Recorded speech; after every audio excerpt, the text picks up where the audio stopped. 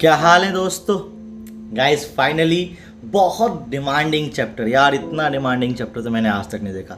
Even ये Google trend भी कर गया राहुल द्विवेदी के नाम से, तो बहुत समय लगा।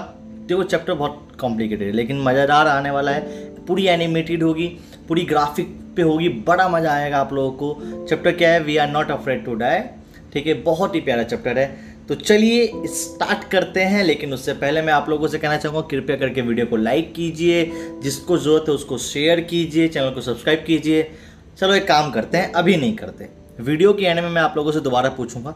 अगर आपको वीडियो बहुत अच्छी लगी हो तब लाइक कर देना, ठीक है गाइज। नो डाउट बहुत ही मज़ेदार होने वाले। तो चलिए स्टार्ट करते हैं ये चैप्टर। मैंने समुद्र द्वारा संसार के चक्कर लगाने की यात्रा जुलाई 1976 में शुरू किया था। मेरी पत्नी का नाम मैरी, मेरे बेटे का नाम जॉन जो केवल 6 साल का था, और मेरी बेटी सुजैन जो केवल 7 साल की थी। वह भी इस यात्रा में मेरे साथ गए। मेरी उम्र उस समय मात्र 35 वर्ष थी। मैं एक बिजनेसमैन था और संसार का चक्कर उसी रास्ते से करना चाहता था जो रास्ता आज से 200 साल पहले जेम्स कुक ने अपनाया था। हम लगभग 16 साल से समुद्र यात्रा की प्लानिंग कर रहे हैं। हमने 23 मीटर लंबी एक बोट बनाई। ये लकड़ी से बनी थी और इसका वजन 30 टन था। ये बहुत ही सुंदर बोट थी और हमने इसे बहुत ही बढ़िया स्किल से बनाया था। इसे पूरा करने में हमें कई महीने लग गए और हमने इस बोट का नाम वेव वॉल्कर रख दिया। यह यात्रा 2,55,000 किलोमीटर की थी और इसे पूरा करने में हमें कम से कम 3 साल तो लगने वाले थे। पहला सफर जो 1,05,000 किलोमीटर का था वो तो बहुत ही मजेदार तरीके से पूरा हो गया। हमने अफ्रीका के वेस्ट कोस्ट से लेके कैपटाउन तक का सफर पूरा कर लिया था। लेकिन इस कहानी का भयानक मोड़ इस यात्रा का दूसरा स्टेज था जो 1,50,000 किलोमीटर का था। और जिस ओशन में हम ये यात्रा करने वाले थे वो दुनिया की सबसे खतरनाक ओशन थी। क्या था उस ओशन का नाम? उस ओशन का नाम था साउथ इंडियन ओशन। हमने अपनी सहायता के लिए 2 नाविकों को पकड़ लिया। एक का नाम था लैरी विजिल और दूसरे का नाम था हर्ब सिजलर। एक अमेरिकी था तो दूसरा स्विट्जरलैंड वासी। कैपटाउन से चले अभी हमें बस 2 ही दिन हुए थे, लेकिन तेज हवाओं ने हमें परेशान करना शुरू कर दिया था। ये हवाएं कुछ हफ्तों तक लगातार चलती रही, लेकिन वैसे भी ये हवाएं मुझे ज़्यादा परेशान नहीं कर रही थी। मुझे परेशान कर रही थी वो बड़ी बड़ी तेज तेज आती लहरें जो मेरे बोट को इधर से उधर हिला रही थी। और मुझे लगता है कि जल्दी हमारे सामने और भी बहुत बड़ी प्रॉब्लम आने वाली है। 25 दिसंबर को हम कैपटाउन के ईस्ट में 3,500 किलोमीटर तक पहुंच गए। मौसम बहुत ही खराब हो चुका था, फिर भी हमारे पास उस दिन क्रिसमस ट्री था और हमने बहुत ही यूनिक तरीके से क्रिसमस मनाया। यार मज़ा तो आ गया, पर काश ये मौसम भी जल्दी से ठीक हो जाए। बस ये जल्दी से मौसम बदल जाए। और यकीन मानो भगवान ने मेरी सुन ली।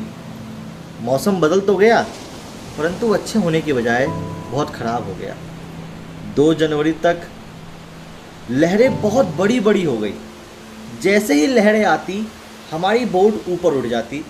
हमने हवा को कंट्रोल करने के लिए आगे सिर्फ एक ही स्ट्रॉप जिब लगा रखी थी। मैं आपको बता दूं ये हवा को कंट्रोल करने वाला एक पर्दा होता है। यार ये हवाओं की आवाज़ मेरे कानों में दर्द कर रही है। जहाज़ की गति को कम करने के लिए हमने स्ट्रॉम जिब को नीचे कर दिया। हर एक चीज़ को हमने रस्सी से कसकर बांध दिया और हम लोगों ने लाइफ राफ्ट और लाइफलाइन रोप भी बांध दी और हमने ऑयल स्किन और ऑयल जैकेट भी पहन लिया। शाम के 6 बज गए थे और ये शाम के 6 बजे पूरा का पूरा एनवायरनमेंट बिल्कुल साइलेंस था, डेड फुल साइलेंस। सब कुछ मानो बिल्कुल शांत हो गया हो। हवाएं बंद हो गई थी। पानी का ऊपर और नीचे जाने वाली लहरों का सफर भी कुछ देर के लिए थम गया था। आसमान काला हो गया था। बादलों के गरजने की आवाज धीरे धीरे आने लगी थी। ये शायद तूफान से पहले की खामोशी थी। जहाज के पीछे एक बहुत बड़ा काला बादल था, बहुत बड़ा। एक सेकंड यार, ये काला बादल नहीं है, ये तो एक बहुत बड़ी लहर थी जो हमारी तरफ तेजी से बढ़ती जा रही थी। वैसे मुझे लगा कि लहरों की वजह से मेरी नाव ऊपर आ जाएगी, परंतु हुआ ठीक इसका उल्टा। जैसे ही लहर हमारी नाव से टकराई, एक बहुत बड़ा धमाका हुआ और देखते ही देखते पूरे के पूरे नाव में पानी भर गया। मेरा सर स्टीयरिंग व्हील से जा टकराया और मैं जहाज के बाहर जा गिरा और फिर लहरों में नीचे डूबता जा रहा था। मैं समझ गया था कि मेरी मौत ठीक अब मेरे सामने है। मैं होश खोता जा रहा था। तभी अचानक मेरा मुंह पानी से बाहर आ गया। मेरी बोट ठीक मेरे सामने थी। वो मेरे से कुछ ही मीटर की दूरी पर थी, लेकिन वो जहाज पूरी तरीके से उल्टी हो चुकी थी। फिर अचानक से एक और लहर आई और उसने उस बोट को उछालकर सीधा कर दिया। मेरी लाइफ रोप अभी भी जहाज के साथ बंधी हुई थी। मैंने खींचा, पूरी ताकत लगाई मैंने और दोबारा से जहाज पर आ गिरा, लेकिन पानी की लहरें मुझे जहाज के इधर उधर एक गेंद की तरह मानो फेंक रही। मेरे उल्टे हाथ के रिब्स टूट चुकी थी, मेरे दांत टूट चुके थे, मेरे मुंह से लगातार खून बहता जा रहा था।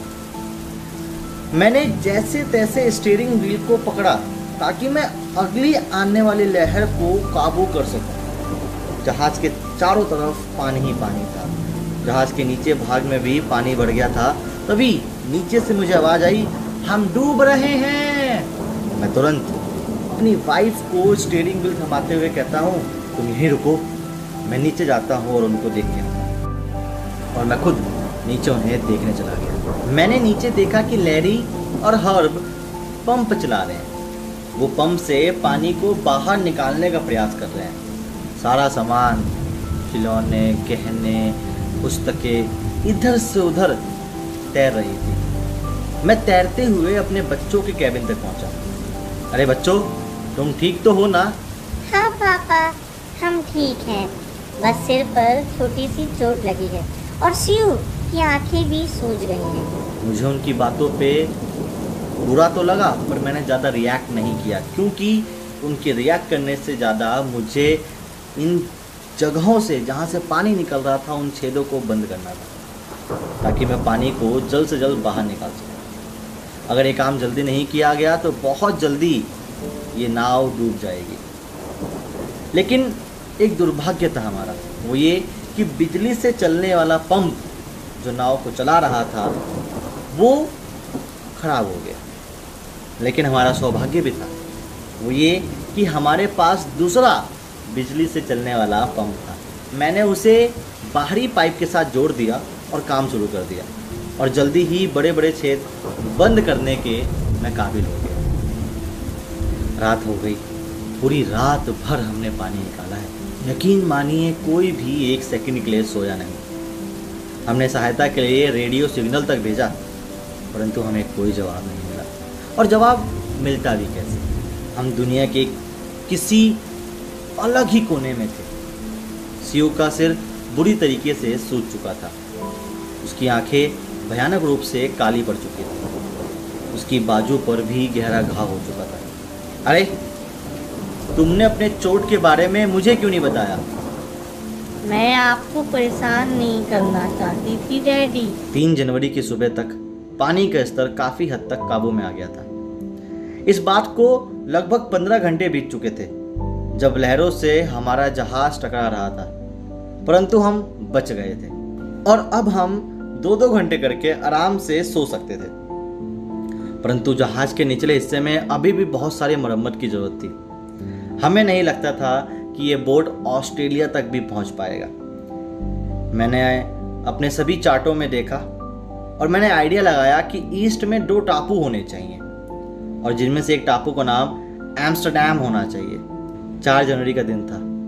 हम लगातार 36 घंटों से पानी को पंपों की सहायता से बाहर निकाल रहे थे। सुबह 4 बजे हमारे पीछे फिर से काले बादल नजर आने लगे। हवाएं फिर से तूफानी हो गईं और लहरें फिर से ऊंची ऊंची उठने लगी और धीरे धीरे मौसम और खराब होता गया। 5 जनवरी को सिचुएशन और खराब हो गई। सबके सब लोग डरे हुए थे कि शायद अब हम मर जाएंगे। मैं बच्चों को कंफर्ट कराने के लिए उनके पास गया। जॉन ने मुझसे पूछा, डैडी क्या हम मरने जा रहे हैं? नहीं बेटा, हम मरने नहीं जा रहे हैं। सुनो डैडी, हम मरने से नहीं डरते। यदि हम सब साथ रहें तो हम जीत जाएंगे। और हम मरने से डैडी सच में नहीं डरते। उसके इस जवाब का मेरे पास कोई रिएक्शन नहीं था। मैं खामोश था। उस बात ने मेरे को अंदर से तोड़ दिया और मुझे मोटिवेट किया। मैंने खुद से वादा किया कि चाहे कुछ भी हो जाए मैं लड़ता रहूंगा, आखिरी दम तक लड़ता रहूंगा। शाम तक सिचुएशन और भी खराब हो गई और बोट में पानी भरता जा रहा था। हम मौत के बहुत ही नजदीक थे, लेकिन फिर भी हम लगे हुए थे पानी को निकालने में, बोट को चलाने में। ये करते करते 6 जनवरी हो गई।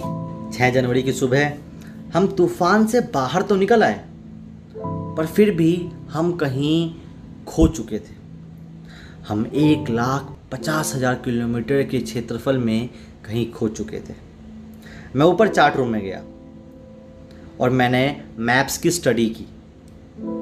मैं बस इतना जान पा रहा था कि हम 1,50,000 किलोमीटर चौड़ी सागर में मात्र 65 किलोमीटर का एक टापू ढूंढ रहे हैं, जो लगभग नामुमकिन है।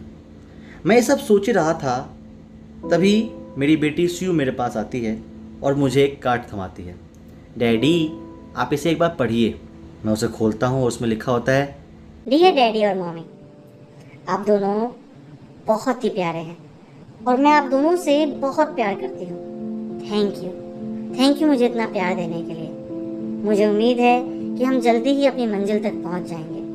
और याद रखिए, मैं आप लोगों से बहुत प्यार करती हूँ। आप लोग बहुत बहादुर हैं। उस लेटर से मुझे और मोटिवेशन मिला। मैं दोबारा ऊपर गया और मैंने हर्ब से कहा कि नाव को 185 डिग्री घुमा दो। हाँ जी, 185 डिग्री प्रॉपर रोटेट कर दो। मुझे पता है कि 185 डिग्री के बाद शायद हम शाम 5 बजे तक टापू पे पहुंच जाएं। और इसी उम्मीद के साथ मैं नीचे आया और थोड़ी देर सो गया। जब मैं जागा तो शाम के 6 बज चुके थे। यार, हम जिस स्पीड से जा रहे हैं अभी तक तो टापू आ जाना चाहिए था। लगता है मैं मिस कर गया। खैर, क्या ही कर सकते हैं। डैडी डैडी डैडी डैडी, क्या हुआ? क्या हुआ जॉन? क्या हुआ स्यू? डैडी क्या मैं आपको गले लगा सकता हूँ? हाँ, क्यों नहीं, पर हुआ क्या है? क्योंकि आप दुनिया के बेस्ट डैडी और बेस्ट कैप्टन हैं। डैडी, हमने टापू ढूंढ लिया है। क्या? सच में? ओ माय गॉड, सच में हमने टापू ढूंढ लिया है। मैं जल्दी से ऊपर जाता हूँ और देखता हूँ ठीक हमारे सामने 65 किलोमीटर का एक टापू था और इस टापू का नाम था एम्स्टर्डम। बहुत ही प्यारा टापू। ये टापू मुझे लगता है कि मेरी जिंदगी थी। हम वहीं रुकते हैं शाम तक और नो डाउट अब हम बच चुके हैं। सो गाइस, फाइनली ये वीडियो खत्म हो गई। आई नो बहुत ही प्यारी वीडियो थी, पूरी एनिमेटेड थी, आपको बहुत मजा आया होगा। और अगर आपको मजा आया है तो क्या करना है? जी हाँ, इस वीडियो को लाइक करना है। नीचे जो है सब्सक्राइब का बटन है, दबा दो यार, और बेल आइकन भी दबा दो ताकि आपको अगली वीडियो की नोटिफिकेशन आ जाए। और हाँ, अगर आपको इस चैप्टर की पीडीएफ चाहिए तो मेरा जो नंबर है that is 9990355992, रिपीटिंग 9990355992, इस नंबर पे मुझे मैसेज कीजिएगा, आपको पीडीएफ मिल जाएगी। और नीचे कमेंट बॉक्स पे कमेंट कीजिए कि आपको अगली वीडियो कौन सी चाहिए। Thank you so much guys, और कृपया करके जाओ अपने दोस्तों में, स्कूल में इसको शेयर कीजिए। Bye bye guys, take care.